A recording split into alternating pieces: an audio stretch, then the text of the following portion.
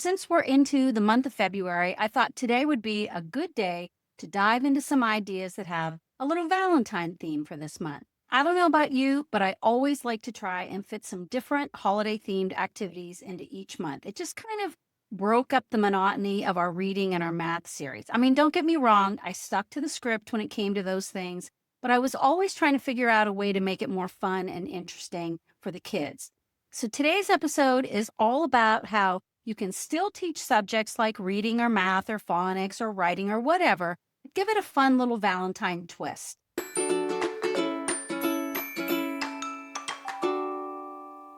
So let's get started with some read alouds because you know I love to add some good stories anytime I can. So the first one, and this is a really cute book, is called Love Monster and the Last Chocolate. It's by Rachel Bright, and it's about a little friendly monster who comes home from vacation and he finds a box of chocolates waiting for him at his front door. And he's super excited because he loves chocolates and he can't wait to eat them. But then he realizes he should probably share some with his friends. And so he wrestles with this thought for a while because he really wants to eat them all. But then he finally decides that he's going to share them. So he rushes over to his friends and he blurts out how he got this box of chocolates and he really wanted them all to himself. But he just decided he would just give them all to his friends and he wouldn't even eat just even one of them. Well, but then his friends tell him that he's being silly and to open the box, and he finds out there's only one chocolate left in the box, and it's his favorite, and his friends left him a note that they saved the last chocolate for him because they missed him so much while he was on vacation. So it kind of teaches kids that when you stop to think of others, you find out just how much they think of you, too. So it's a super cute book. And so what I did in my classroom was I would pick up a box of chocolates from the drugstore. And after I read the book, I'd ask the kids if they'd ever had a chocolate before. And I'd make this really big deal about how delicious they are and how they're all different in the box. And I'd open the box and I'd smell it. And then I'd let the kids smell it. And by now, they're like really excited about the chocolates, right? And so then I'd let each kid choose one of the chocolates. And then we'd all eat them at once. And everyone would tell what they got.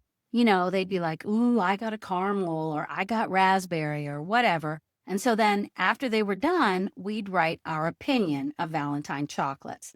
And they would have to write if they liked theirs or if they didn't like it, and they gave their reasons why. And then we'd make a really cute little box of chocolates craft to go with it. So it was a super cute writing activity to do around Valentine's Day and a good way to get a read aloud into your day too.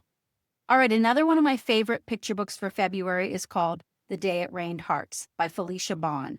And in this book, a little girl goes outside one day and discovers that it's raining paper hearts. So she gathers up a bunch of these little hearts and decides that she's going to use them to make Valentines for her friends. And when she makes the Valentines, they sort of resemble her friends in some way. For instance, she makes one for her little bunny friend, and it looks like a big red heart with a cotton ball on it because it reminds her of her bunny's fluffy tail. And then on one of the hearts, she punches a bunch of holes in it and gives it to Mouse because it reminds her of the Swiss cheese that Mouse likes to eat. So it's another really cute book, and we used this book to teach different comprehension strategies. We talk about the characters and the setting, we'd retell the story and discuss the plot, and then we'd practice how-to writing, and we'd write the steps for how to make a Valentine. So there's lots of things that you can do with that book, and it was called The Day It Rained Hearts. Both of these book activities are in my TPT store, and you can take a closer look at them at firstieland.com/February, or I'll put the link in the show notes. All right, so another really cute opinion writing activity for February is to have kids write their opinion of those little conversation hearts. It's super easy and very inexpensive. All you need is a bag of conversation heart candies, and you could give each of your kids a little handful, a few of them, and let them try them, and then have them write their opinion. Some kids love those candies and others hate them. I personally feel like they taste like chalk, but hey, that's my opinion. I had a little template that my kids used, and they would state their opinion, write a couple of reasons why they felt that way, and then they'd restate their opinion again. And then I'd have my kids make a little banner with paper hearts that looked like the conversation hearts. So it was another really cute writing and craft activity for February, and just super fast and easy. All right, so what are some other easy writing activities for Valentine's Day? Well, I think love letters for sure, right? You can give them a simple writing template or maybe just some lined paper and let them write their letter with red or pink marker or colored pencils. And they can write their love letter to their mom or their dad or their grandparents or just someone like that. You can also have them write secret admirer notes. You could have kids maybe choose a name from a basket and have them write something nice to that person. I used to have these little templates called nice notes, and the kids use them to write nice things to their friends. You could have them sign their name, or you could keep it a secret and the kids could try to guess who it was from. So secret admirer notes are fun. Another fun little activity that I used to like to add to my writing station in February was a Valentine's scavenger hunt. I'd hide little pictures all around the room that were Valentine themed, like a picture of a heart or a ring or Cupid, stuff like that. And then there was a little writing template at the writing center, and they'd put it on a clipboard and go around the room and find the pictures and write them down. So it was a super simple little write the room activity for February. All right, let's move on to math. Well, the first thing that comes to mind is sorting and graphing conversation heart candy. You can add all sorts of Valentine candy to your math lessons, honestly, for counters or to help kids solve addition and subtraction facts. You can use those little cinnamon red hearts or pink and red M&Ms. They have different colored heart-shaped gummy candy. So all of those little Valentine candies can be used for sorting, graphing, making patterns, all sorts of things that you can use in your math lessons. Another cute idea is to have a jar filled with some sort of Valentine candies, and then the kids have to make a prediction of how many they think are in the jar. And then have the kids count them out if you used wrapped candy. And if you don't use wrapped candy, then probably you should be the one that counts them. But you can use this lesson to show them how you can count them out by tens and ones and use that for a math lesson too. Another great idea in February, since it's the month all about love, is teaching kids some friendship skills. I used to set up friendship stations in my room, and the kids would pair up with a partner to do the different stations. They made friendship bracelets, and we painted kindness rocks. We'd hide those on the playground and then leave them there for other kids to find. We also made friendship soup. For that, I had 7 different types of cereal, and each one of those represented one of the letters in the word friends.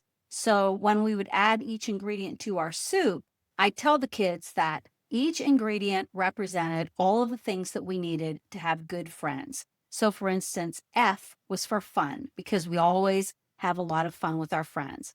And then the letter R was for respect, because we should always treat our friends with kindness and respect. So we'd keep adding the ingredients until we spelled out the word friends. And so teaching kids about friendship is always a good idea in February. If you want to do this with your kids, you can grab everything you need for the friendship stations and the soup at 𝘆𝗺cyland.com/friend.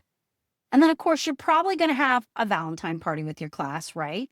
And so there's always that tradition of making Valentine boxes or bags and having the kids pass out cards to their friends. But honestly, I found that the kids were so wound up that day that it was hard to do any kind of normal teaching that day.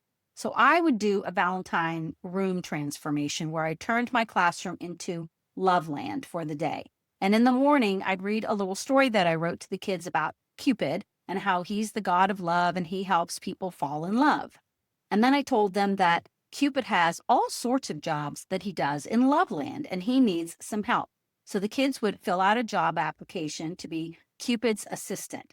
And it had questions on it like, do you like candy hearts? Can you write a love letter? Can you shoot an arrow? All sorts of things that Cupid might do. And then they had to write why they'd be a good assistant to Cupid. And then when they were done, I'd have them visit the stations in Loveland and try out some of Cupid's jobs. So there was a station where they had to write a love letter. There was a math station where they had to solve addition problems to mend broken hearts.